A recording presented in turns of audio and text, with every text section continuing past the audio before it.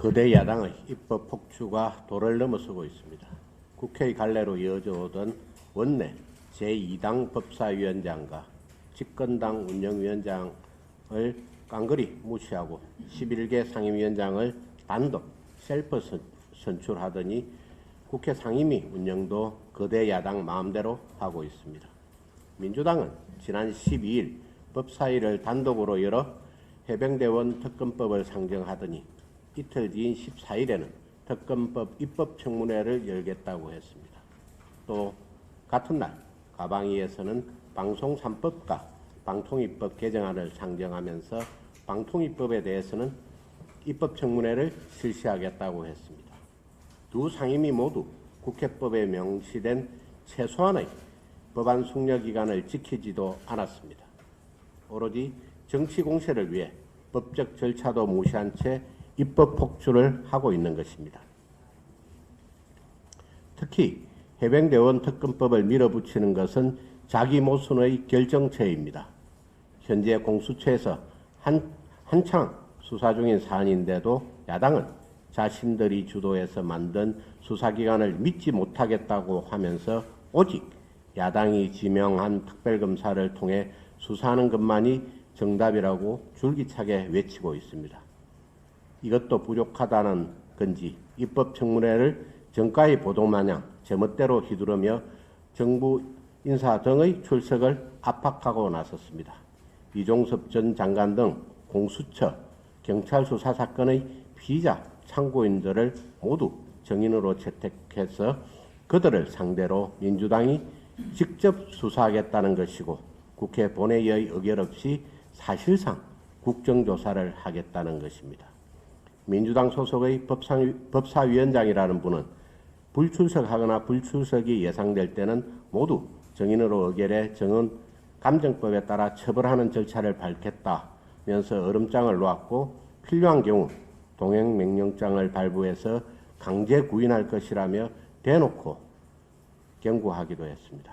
그러나 국회에서의 정언감정 등에 관한 법률에 따르면 동행명령장은 국정감사나 국정조사에서 정인이 출석하지 않을 때 발부되는 것입니다.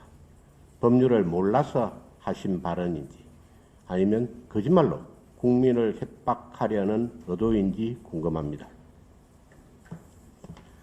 가방위에서도 법사위와 똑같은 상황이 벌어지고 있습니다.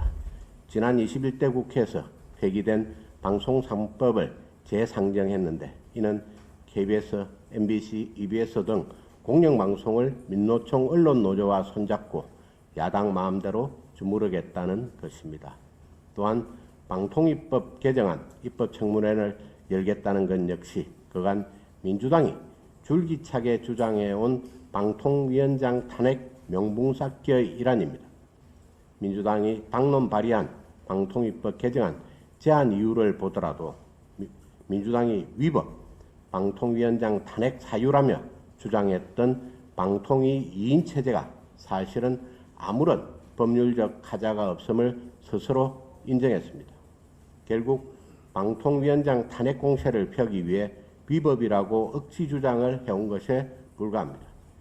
이에 대해 이 법안을 대표 발의한 한준호 의원은 문해력 운운하며 법률상 실현 가능성과 사실상 실현 가능성이 다르다고 주장을 했습니다. 저 역시 법조계에 오래 몸담아 왔지만은 법률상 실현 가능성과 사실상 실현 가능성이 다르다는 이야기는 한 의원으로부터 처음 들어봅니다.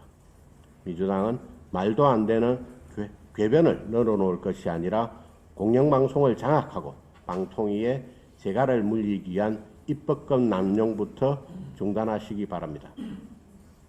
법사위 해병대원 특검법도 마찬가지입니다.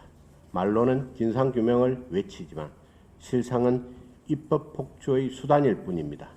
진정 진상규명을 바란다면 공수처와 경찰의 신속한 수사를 촉구하는 것이 먼저입니다.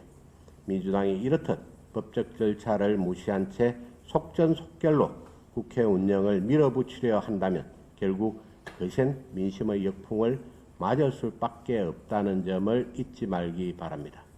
민주당은 지금이라도 폭주를 멈추고 국회 정상화를 위한 노력에 나서 주시기를 촉구합니다. 국민들이 지켜보고 있다는 것을 명심하시기 바랍니다. 이상입니다.